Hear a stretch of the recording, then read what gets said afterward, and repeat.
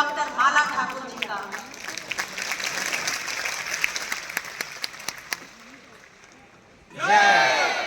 आनंद नहीं आ रहा? माँ भारती सोच रही होंगी कि ज्ञान और मोक्ष की जो भूमि है वहां से जयकारा इतना धीरे से माँ भारती के पास जाएगा तो आनंद नहीं आएगा। भारत माता की जय, वंदे वंदे हर हर महादेव, लोक माता अहिल्याबाई होलकर की जय। आज के इस कार्यक्रम में मुख्य अतिथि के रूप में उपस्थित महामहिम राज्यपाल जी, कार्यक्रम में उपस्थित पूज्य देवनाथ महेश्वर जी, इस विश्वविद्यालय के कुलगुरु आदरणीय साही जी, आदरणीय वेंकटेश प्रबंधाचार्य महाराज जी, आप सभी को प्रणाम करती हूँ। यहाँ उपस्थित सभी शिक्षकों को प्रणाम करती हूँ, सभी गणमान्य जनों को प्रणाम करती हूँ। मुझे लगता है कि आज का ये जो दिन लोक माता अहिल्याबाई होलकर के पुण्य स्मरण के लिए भगवान बुद्ध की नगरी में चुना है, वो बहुत पावन दिन है। कल मोक्षदा एकादशी थी और आज 12 दिसंबर ऐसे स्मरण का दिन है जब स्वदेशी, स्वधर्म और स्वाधीनता इसकी रक्षा के लिए जिन्होंने अपने प्राणों का बलिदान दिया, ऐसे लोगों के स्मरण का दिन है। आज पुणे गांव के जो बलिदानी हैं, बाबू बेनू, जिन्होंने स्वदेशी के लिए अपना बलिदान दिया, उनका पुण्य स्मरण है। हमारे पास ही जो बिहार की राजधानी है पटना, हम सभी जिनको राष्ट्र धर्म रक्षक मानते हैं, ऐसे गुरु गोविंद सिंह जी की जन्मस्थली है। 22 दिसंबर का दिन अंग्रेजी तिथि के अनुसार हम मानते ही हैं। इसके साथ ही राष्ट्र में स्वाधीनता के लिए अपनी कलम के माध्यम से जिन्होंने राष्ट्र जागरण किया, भरा नहीं घटनाओं से, बहती जिसमें रसधार नहीं, हृदय नहीं वो पत्थर है जिसमें स्वदेश का प्यार नहीं। राष्ट्र कवि है। मुझे ऐसा लगता है कि इससे अच्छा दिन महामहिम जी ने जो तय किया है वो हो नहीं सकता था। आज का ये जो आयोजन है स्वाभाविक है कि लोक माता अहिल्याबाई होलकर की जन्म जयंती का 300वां वर्ष है। हम सभी 2047 के भारत की कल्पना कर रहे हैं और हम सब चाहते हैं कि स्वाभिमान के साथ पूरे विश्व में भारत माता को जिस रूप में हम देखना चाहते हैं दिखाई। ये वो समय है जब पश्चिम भारतीय स्त्री के विषय में जिन प्रतिमानों को समाज के सामने रखता है, विमर्श का जो काम, नैरेटिव करने का जो काम पश्चिम कर रहा है, उन सभी प्रतिमानों को तोड़ते हुए भारतीय स्त्री का प्रतिमान कौन है? लोक माता देवी अहिल्याबाई होलकर उस रूप में दिखाई देती है। लोक माता अहिल्याबाई होलकर त्रिशताब्दी समारोह समिति पूरे वर्ष विभिन्न आयोजन करने वाली है और आज का ये जो आयोजन है केवल आयोजन मात्र नहीं है। क्या प्रेरणा लेकर के हम जाने वाले हैं? राष्ट्र, धर्म, समाज के प्रति हमारी जो भूमिका है उसका निर्वाह हम करने वाले हैं। उस विषय में हम सभी बात करेंगे। अंग्रेजी तिथि के अनुसार 13 मई 1725 में अहिल्या माता का जन्म चौंडी में हुआ, जिसे वर्तमान में अहिल्या नगर के नाम से जाना जाता है, जो पहले अहमदनगर था। ध्यान में आता है बहुत छोटी सी उम्र में जब हमारे बच्चे 5 इंच की मोबाइल स्क्रीन पे लगातार लगे रहते हैं, स्क्रॉल करते हैं, उस बहुत छोटी उम्र में 8 वर्ष की उम्र में अहिल्या माता ने एक रीति के शिवलिंग का निर्माण किया, उसकी पूजा कर रही थी और होलकरों की छावनी वहां पास लगी थी पुणे जाते समय चौंडी के पास। जैसे ही घोड़ों की टापों की आवाज सुनाई दी, अहिल्या ने उस शिवलिंग को दोनों हाथों से छुपाने का प्रयास किया। घोड़े पर वार बैठा था तो पराक्रमी मल्हारा होलकर जी, उन्होंने घोड़े से उतर करके उस बालिका से पूछा कि तुमने इस मिट्टी के टीले के लिए अपने प्राणों को दांव पर लगा दिया। मुझे लगता है हम सबके जीवन में आज बहुत महत्वपूर्ण है जो जवाब उन्होंने दिया। जिसका हम सृजन करते हैं उसका उसका संरक्षण करना हमारा परम कर्तव्य है। बहुत छोटी सी आज वर्ष मल्हारराव जी ने तय किया कि किस प्रकार से वो उनके कुल की वधू बन सकती है। उनके जो सुपुत्र है खांडेराव जी, राजपाट पर उनका बहुत ध्यान नहीं है, ध्यान आता है 12 वर्ष की उम्र में अहिल्या माता का विवाह होता है।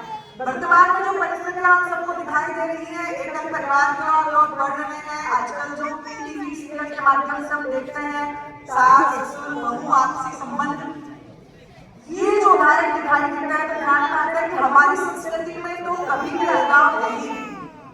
जब विवाह करके लोक माता जाती है, किस प्रकार से उनके जो ससुर जी मल्हारराव होलकर, उनकी सासू मां गौतमा बाई ने केवल घर का काम सिखाना इतना नहीं, 16 कलाओं में निपुण बनाना इतना ही नहीं। धनगर समाज की एक परंपरा है खासगी की परंपरा, जो बहुत अच्छी परंपरा है, जिसके माध्यम से जो भी जीवन साथी कमाता है उसमें 1/4 जो हिस्सा उसके अर्धांगिनी का होता है। इस आधार पर गौतमा बाई के पास वो संपत्ति तो थी, लेकिन मल्हारराव जी के साथ अहिल्या माता की जो सासू मां है वो युद्ध भूमि में भी जाया करती थी। किस प्रकार से युद्ध भूमि में किन चीजों का संचालन होता है, कैसा होता है, वो गौतमा बाई बहुत अच्छे से जानती थी। और उनके पराक्रम के आधार पर बाजीराव ने उन्हें 2 जागीरें उपहार दी। गौतमा बाई ने उन जागीरों की देखरेख का काम सीखा और ये जितना भी कुछ है विरासत में अहिल्या को दिया। और ध्यान में आता है कि अपने माता पिता से धर्म की शिक्षा, आध्यात्म की शिक्षा और शास्त्र की शिक्षा लेने के बाद शस्त्र कैसे चलाना है, भौगोलिक परिस्थितियां क्या होती हैं, पत्र व्यवहार कैसे किया जाता है, राजकार्य का हिसाब किताब कैसे रखा जाता है, कैसे युद्ध भूमि की रणनीति बनती है, कैसे घोड़ा बारूद रसद इसकी तैयारी की जाती है, ये सारी चीजें सिखाने वाला कौन? तो उनके ससुर जी और उनकी सासू मां, जो उन्हें हर काम में निपुण बनाती। हम सब बिस्मार्क का नाम सुनते हैं, जिन्होंने वेलफेयर स्टेट की धारणा की, लेकिन जब लोक माता का पूरा जीवन पढ़ते हैं तो ध्यान में आता है कि बिस्मार्क के 100 साल पहले लोक माता ने वेलफेयर स्टेट की स्थापना कर दी थी। इसलिए हम उनको कहते हैं पुण्य श्लोका, एक ऐसा राज्य जहां सबल पुण्य को पुण्य व्याप्त है, कोई भी दुखी नहीं है, कोई परेशान नहीं है, शोषण मुक्त और भय मुक्त शासन, ऐसा अहिल्या माता का जो पूरा जीवन है वो दिखाई देता है। हम सबको ध्यान में आता है कि किस प्रकार से उनका जो पूरा जीवन है बहुत संघर्षों से भरा हुआ है। वर्तमान में विषय की आवश्यकता क्यों पड़ी, तो ध्यान में आता है कि किस प्रकार से बहुत छोटी छोटी बातों पर हम सभी अवसाद के शिकार हो जाते हैं। हमारे जो बच्चे हैं छोटी छोटी विफलताओं पर बड़े इस प्रकार के निर्णय लेते हैं जो हमें और समाज को परेशान करते हैं। लोक माता के जीवन को देखते हैं तो उनके जीवन में लगातार ऐसी घटनाएं हुई जो उन्हें तोड़ सकती थी, लेकिन उन्होंने तय किया कि मैंने जिस कर्म को चुना है वही मेरी प्राथमिकता है। 1754 में उनके जो पति हैं खांडेराव उनकी मृत्यु हुई। ऐसा ध्यान में आता है कि किस प्रकार से ये स्त्री जहां विवाह करके जाती है पूरे कुल को कैसे तारती है। विवाह के पश्चात जब वो देखती है कि खांडेराव जी का जो ध्यान है वो राजकार्य में नहीं लगता, वो पूरा प्रयास करती है और मां अहिल्या के प्रयास से ही खांडेराव जी जो है कुम्हार के युद्ध में जाते वह वीर गति को प्राप्त होते हैं। हमारे ऐसा कहा जाता है कि सती प्रथा, मुझे लगता है जितना हम लोगों ने पढ़ा है, सती प्रथा नहीं थी, सती परंपरा थी। कुछ कुछ स्थानों पर सती जाना प्रथा वो होती है जो सब जगह एक जैसी हो। ऐसे समय में जब अहिल्या माता शोक संतप्त होकर के सती जाने के लिए तैयार हुई तो उनके ससुर जी मल्हारराव जी से कहते हैं, यदि तुम सती रही तो मैं समझूंगी कि मेरी बहू, लेकिन यदि तुम यहाँ रहकर राजपाट में हमें सहयोग करोगी तो हम समझेंगे कि तुम हमारा खांडा हो।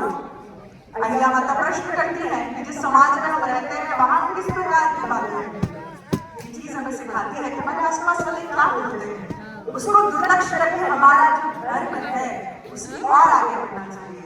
खांडेराव जी कहते हैं तुम चिंता मत करो, मैं सदैव तुम्हारे समक्ष चट्टान बनकर खड़ा रहूंगा। ध्यान आता है किस प्रकार से उनका जो पूरा जीवन उनके आसपास परिजन साथ बदला हुआ दिखाई देता है।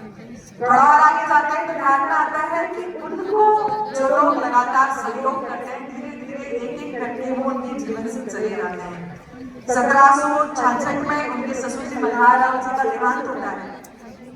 उनके जो पुत्र हैं मालेराव, उनका राज्याभिषेक होता है, पर दुर्भाग्यवश 1 वर्ष बाद मालेराव की मृत्यु हो जाती है। वो माँ कितनी दुखी होगी जिसे पता है कि मेरा बेटा नहीं है, लेकिन वो उस समय संकल्प करती है कि मेरी प्रजा ही मेरा सब कुछ है, इसलिए हम उनको प्रजा वत्सला कहते हैं। ध्यान में आता है कि जब ये सारी चीजें जीवन में होती हैं, बिटिया का विवाह तय करती हैं, सामाजिक समरसता की बात हम सब लोग करते हैं। ऐसे 2 बड़े उदाहरण के जीवन में हमको ध्यान में आते हैं। इस प्रकार से जब उनकी बिटिया के विवाह के विषय में वो सोचती है तो न्याय प्रिया जो अहिल्या माता है वो इस बात को तय करती है कि भैया आप लोग बैठ जाइए, भैया अच्छा ठीक है, कोई बात नहीं, कोई दिक्कत नहीं। वो तय करती है कि उस समय वहां बहुत सारे चोरों का, उचक्कों का आतंक है, उस आतंक को कैसे समाप्त किया जाए, उसका रास्ता क्या निकाला जाए। तो वो कहती है कि कुछ ऐसा प्रयास किया जाए, कोई व्यक्ति जो भी इस काम को करेगा मैं अपनी सुपुत्री का विवाह उससे करूंगी। ध्यान में आता है कि भील कोड़ी नामक हम टैक्स की आज बात करते हैं, उस समय 250 वर्ष पूर्व इस प्रकार का टैक्स तय करती है। और टैक्स तय करने के बाद यशवंतराव फणसे जो इससे मुक्ति दिलाते हैं, उनसे अपनी पुत्री का विवाह करती है। जब विवाह तय होता है तो जितने लोग पूछते हैं कि किस जाति में है, किस समाज में है, अहिल्या माता कहती हैं कि जो पराक्रमी होता है उसकी केवल एक ही जाति होती है, वो होती है शौर्य। तो ध्यान में आता है सामाजिक समरसता का इससे बड़ा उदाहरण कहीं नहीं है। हम वर्तमान में देखते हैं तो यहाँ कुंभ लगता है, कोई छोटा बड़ा काला गोरा उत्तर दक्षिण पूर्व पश्चिम नहीं, अपने आसपास देखते हैं तो बहुत सारी क्षमताएं दिखाई देती हैं। महेश्वर में जब अहिल्या माता के किले में जाकर के देखेंगे, आज भी वो स्थान है जहां पर वो भोजन करने के लिए बैठती थी। भोजन करने एक राजा कहाँ बैठता था, तो ध्यान आता है 300 लोगों की पंक्ति में बैठकर भोजन करती थी, जहां सफाई करने वाली बहन भी भोजन कर रही है, जहां उनका दीवान भी भोजन कर रहा है, अति सामान्य व्यक्ति भी भोजन कर रहा है, उन सबके साथ बैठ करके अहिल्या माता भोजन करती थी। सामाजिक समरसता का इससे बड़ा उदाहरण हमको नहीं दिखाई देता। ध्यान में आता है कि पुत्र के जाने के बाद, सारे लोगों के जाने के बाद वो तय करती हैं कि किस प्रकार से जो शासन है वो कहाँ से चलाया जाए। तो इंदौर से बदल करके अपनी जो राजधानी है वो महेश्वर लेकर के जाती है। कारण तो भगवान शिव शंकर की आराधना करती हैं, अपना सब कुछ ईश्वर को समर्पण करती हैं। माँ अहिल्या कहती हैं कि शिव जी ने मुझे जो दायित्व सौंपा है, मेरा काम प्रजा को सुखी रखना है, राज्य के हर कार्य के लिए मैं स्वयं जिम्मेदार हूँ, मुझे ईश्वर के यहाँ इस हर कार्य का जवाब देना है। तो स्वाभाविक ध्यान में आता है कि किस प्रकार से वो तय करती है, महेश्वर को अपनी राजधानी बनाती है और उस राजधानी के साथ चारों ओर से बड़े सूरज जो है वो सुरक्षित है, नर्मदा मैया का तट है, वहां सुकून है और बहुत सादगीपूर्ण जीवन जीती है। जब हम देखते हैं कि किस प्रकार से ऐसे समय में जब सारे शासक एक समय के पश्चात भोग विलास में रक्त है, माता अहिल्या रात्रि 7 बजे भोजन करने के पश्चात भी रात्रि 11 बजे तक अपने राजकाज के काम में लगी रहती है। कोई भी व्यक्ति किसी भी समय, किसी भी रूप में, कभी भी सहजता से मिलने उनसे जा सकता था। इससे अच्छा उदाहरण नहीं मिल सकता। ध्यान में आता है 1776 से 1795 तक उनका जो पूरा शासन रहा वो लोकोद्धारक शासन रहा। यहाँ जिस स्थान पर हम बैठे हैं, हमारा सौभाग्य है कि विष्णुपद जो मंदिर है उसका जीर्णोद्धार भी लोक माता ने कराया। लोक माता कहती है कि भारत अखंड राष्ट्र है और भारत की जो अखंडता है वो अखंडता तभी रहेगी जब सब मिलकर इसकी चिंता करेंगे। मुगलों के आक्रमण के कारण जिस प्रकार से पूरे भारत में मंदिरों को तोड़ा गया, तीर्थ स्थानों पर प्रहार किया गया, लोक माता ने तय किया काश्मीर से कन्याकुमारी तक, अटक से कटक तक हम सबको ध्यान है कि सोमनाथ का मंदिर, काशी का घाट, गंगा का तट, महेश्वर का मणिकर्णिका, यहाँ का विष्णुपद, सब लोग माता की गाथा गाते हैं।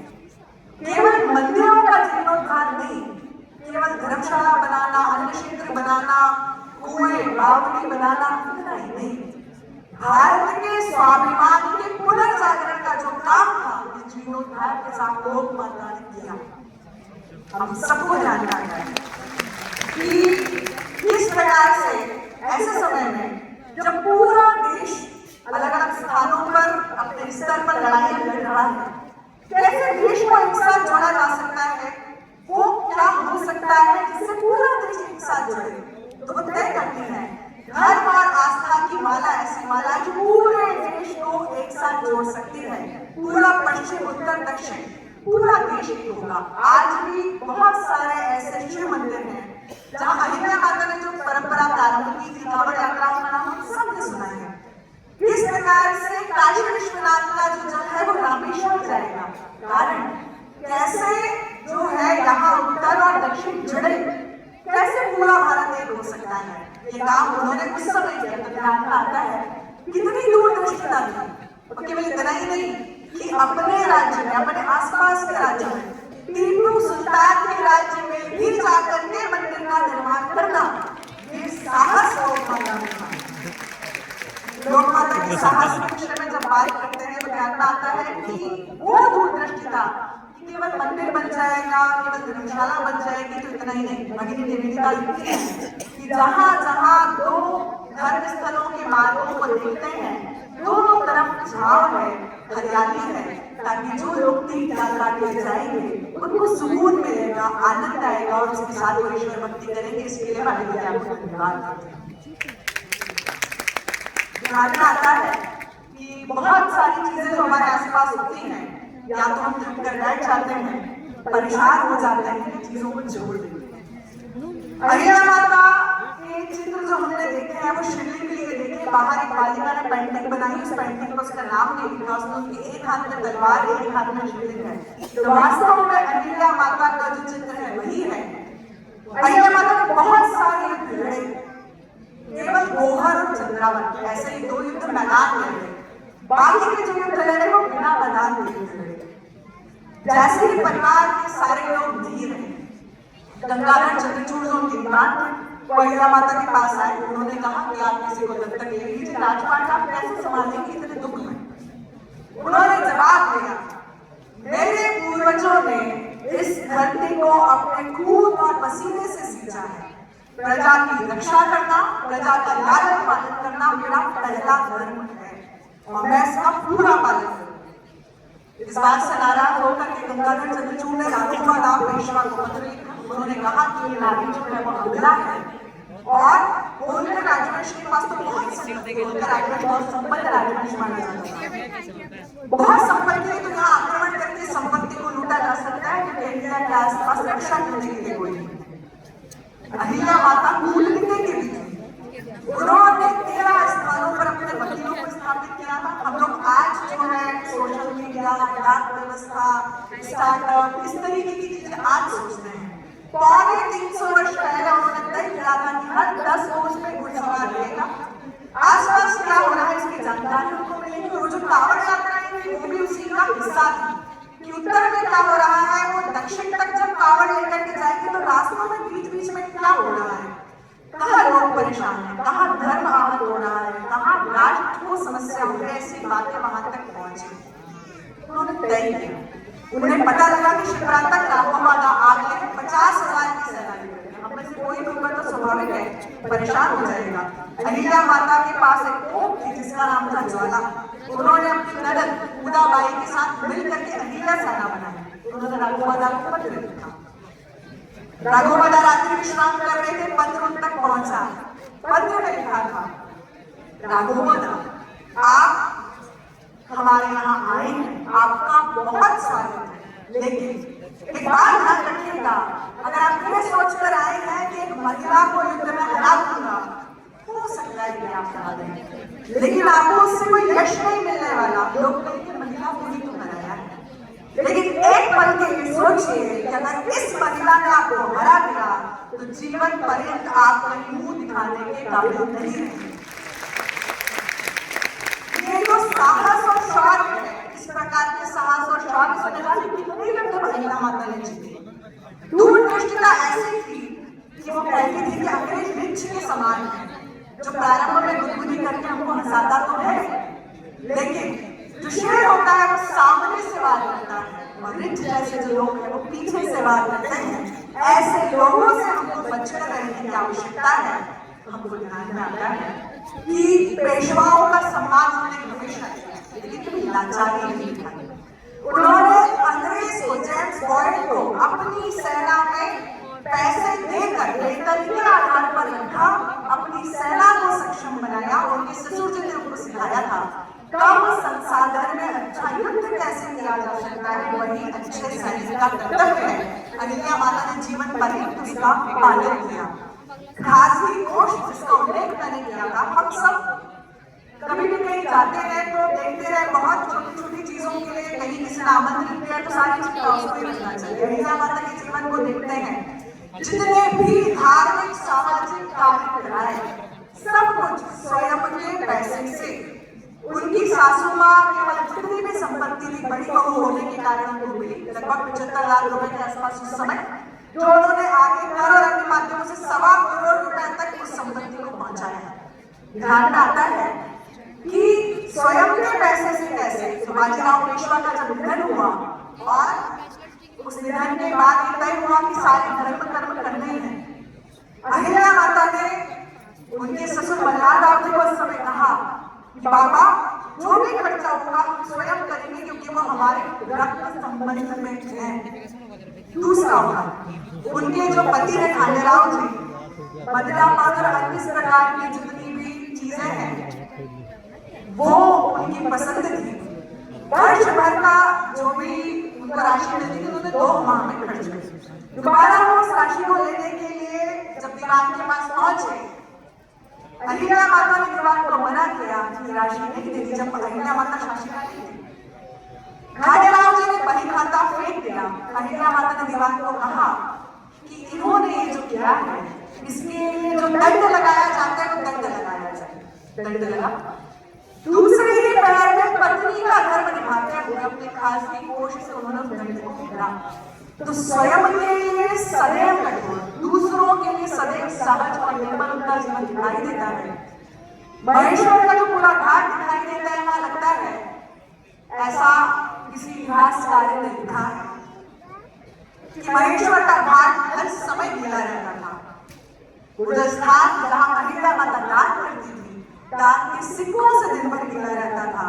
और वो स्थान जहां न्याय होता था, न्याय ऐसा होता था कि कभी किसी को परेशानी ना हो, वो स्थान जिन्हें न्याय मिलता था उनके आंसुओं से गीला रहता था।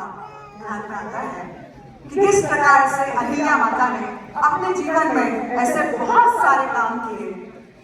आज हम शराबबंदी, विधवा विवाह के विषय में बात करते हैं, आज हम कृषि के क्षेत्र में किए गए उन्नयन के बारे में बात करते हैं, आज हम पर्यावरण के बारे में बात करते हैं। उस समय में पशु पक्षियों के लिए चढ़ने के लिए अलग खेत होना चाहिए। आज भी मानव की माटी में कभी अकाल नहीं होता, भूजल स्तर कैसे अच्छा रह सकता है। जो मछलियां और अन्य जल जीव जमीन पर रहते हैं उन्हें भोजन कैसे मिल सकता है, मृदा का कटाव कैसे बंद हो सकता है। कुछ दाने अन्न के होते थे, जब हम नर्मदा जी में प्रवाहित किए जाते थे तो उससे उनको अन्न मिलता था, और जो मृदा जाती थी उससे मिट्टी का कटाव होता था। उस समय उन्होंने ऐसी योजना की। कृषि नीति की बात करते हैं, सरकार अपने अपने स्तर पर उस नीति को बना रही है। हम कहते हैं कि हम कृषि प्रधान देश हैं। 9/11 की कृषि नीति उस समय जो अहिल्या माता ने बनाई थी, सरकार भी अब उसको फॉलो कर रही है। तो ध्यान में आता है कि जब मल्हारराव होलकर जी ने बही खाता लिखा, उनके माथे पे शिकन आई। अहिल्या माता ने कहा कि बाबा आप युद्ध पर गए थे, आपने कहा था नहीं देखा जितना तुमको देखना है अहिल्या, ये मैंने देखा है। बाबा इस बार ओलावृष्टि बहुत हुई, और ओलावृष्टि बहुत हुई, इससे किसानों को बहुत नुकसान हुआ। मैं आपको वादा करती हूँ कि आगे जब फसल अच्छी होगी तो ये जो कर का नुकसान हुआ है ये ठीक हो जाएगा, पर अभी पहली प्राथमिकता जिनका नुकसान हुआ है उनको देखने की है। बहुत ही इस प्रकार से अंतिम पंक्ति के व्यक्ति के विषय में भी सोचना, प्रत्युत्पत्ति के साथ निर्णय लेना और अपने सामने जो परिस्थितियां उसमें सहर्ष उसको स्वीकार करते हुए कैसे डटकर खड़े रहा जा सकता है कि ध्यान में आता है। महाराज शिंदे ने जब उनको कहा कि आप तो अकेली हैं, आप कैसे इतने बड़े निर्णय लेंगे, आप कैसे युद्ध लड़ेंगी, आपको तो कोई सक्षम दीवान की आवश्यकता है। अहिल्या माता ने कहा, महाराज जी मैं आपकी घर की महिलाओं की तरह नहीं हूं जिनको आप सुपारी की तरह दांतों में चबा लेते हैं। मैं अहिल्या हूं और ये जो धरती है ये मेरे अपनों ने इसको सजोड़ा है और यहाँ जो लोग हैं वो मेरे अपने हैं। उनकी हर प्रकार की चिंता करना मेरा केवल कर्तव्य नहीं है, मेरा धर्म है और जीवन में मैं अपने धर्म से कभी भी अडिग नहीं रहूंगी। तो ध्यान में आता है किस प्रकार से अहिल्या माता का पूरा जीवन इन सब बातों से भरा रहा, जहाँ बहुत सारी चीजें हम सबको सीखने को मिलती हैं। वर्तमान परिस्थितियों में जो समस्याएं हमारे आसपास हमको घिरी हुई दिखाई देती हैं, उन सब समस्याओं को अगर अहिल्या माता का जब जीवन देखते हैं तो उसमें हमको दिखाई देता है अहिल्या माता की सैन्य नीति, उनकी अर्थ नीति, कैसे उनका जो शासन है जहाँ पर वो संपन्न कैसे हो सकता है। तीन बोलते ना, एक तीर से क्या निशाने करना। तो पहला, जो भाई युद्ध भूमि में गए हैं उनके घर की महिलाएं खाली समय में क्या करेंगी। दूसरा, दक्षिण उत्तर पूर्व पश्चिम कैसे जोड़ा जाए। तीसरा, अपने राज्य को आर्थिक रूप से सक्षम कैसे बनाए। तीनों चीजों का एक रास्ता निकाला।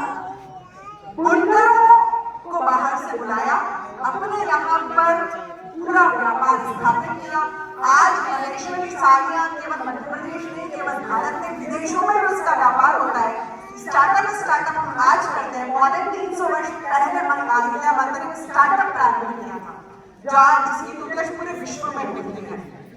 तो ध्यान में आता है कि उनका जो पूरा जीवन है वो इन सभी चीजों से भरा हुआ है। उनके पूरे कार्यकाल में प्रजा जो है वो सुखी है। उनके किसी शासक ने भी लिखा है, A splendid example of an Aryan rule under an Aryan lady। एक वरिष्ठ साहित्यकार है जिन्होंने लिखा है, उनके जैसी न्याय नीति के साथ प्रशासन किया होता तो मराठी सत्ता की ये दुर्गति नहीं होती। तो हम सबको ध्यान में आता है कि किस प्रकार से अहिल्या माता का जो पूरा जीवन है हम सबके लिए सीखने के लिए है। जैसा मैंने प्रारंभ में कहा था, हम सब अमृत काल में हैं। 2047 के भारत की कल्पना करते हैं और भारतीय को परम वैभव पर देखना चाहते हैं। तो भगवान श्री राम जी की सेतु का जब निर्माण हो रहा था तो एक गिलहरी बार बार समुद्र के पानी में जा रही थी, पेट लपेट रही थी, फिर समुद्र के पानी में जा रही थी। आसपास जो गिलहरियां खड़ी थी वो पूछ रही थी कि तुम राम सेतु का निर्माण कर दोगे क्या। उसने कहा नहीं। देखिए भविष्य में आगे वाली पीढ़ी मुझसे पूछेगी कि पुण्य पुनीत का हो रहा था तो तुम कहाँ थी। मैं गर्व से सीना चौड़ा करके बोल सकूंगी कि मैंने मेरी योग्यता, क्षमता और सामर्थ्य के आधार पर इसमें अपना योगदान दिया है। जितने लोग यहाँ बैठे हैं भगवती के आशीर्वाद से, भगवान श्री राम जी के आशीर्वाद से, प्रभु विष्णुपति जी के आशीर्वाद से, लोकमाता अहिल्या के आशीर्वाद से, हम सब हमारा घर, हमारा परिवार, हमारा व्यापार, हमारा व्यवसाय सब कुछ, लेकिन मुर्गी का नाम ग्राम ग्राम में सज्जन शक्ति, रोम रोम में भारत भक्ति। भारत भक्ति का भाव जो है वो केवल 15 अगस्त 26 जनवरी पर नहीं दिखे, वो भाव हमेशा कैसे दिखाई दे सकता है, कैसे पर्यावरण संरक्षण में हमारी भूमिका हो सकती है, नागरिक बोध के साथ हम कैसे अपना जीवन जी सकते हैं, कैसे पुनः कुटुंब प्रणाली की ओर जा सकते हैं, कैसे सामाजिक समरसता के भाव को अपना सकते हैं। और जब भारत को हमारी आवश्यकता हो तो अहिल्या माता के जीवन की तरह दृढ़ता के साथ अपने आसपास जितने भी शत्रु हैं उनको पहचान करके राष्ट्र प्रथम इस भाव के साथ अपने जीवन में काम कैसे कर सकते हैं। तो मुझे लगता है कि आज का जो आयोजन है वो अवश्य सार्थक होगा। मैं पुनः माननीय महामहिम जी को बहुत बहुत आभार देना चाहती हूँ कि आपने इतना अच्छा आयोजन सोचा और धन्यवाद देती हूँ कि आपके कारण आज यहाँ आप सब लोगों के बीच में आने का अवसर मिला। आप सभी को प्रणाम करती हूँ। मुझे पूरा विश्वास है कि हम सब मिलकर आज निर्माण किया है उसका सक्षम समर्थ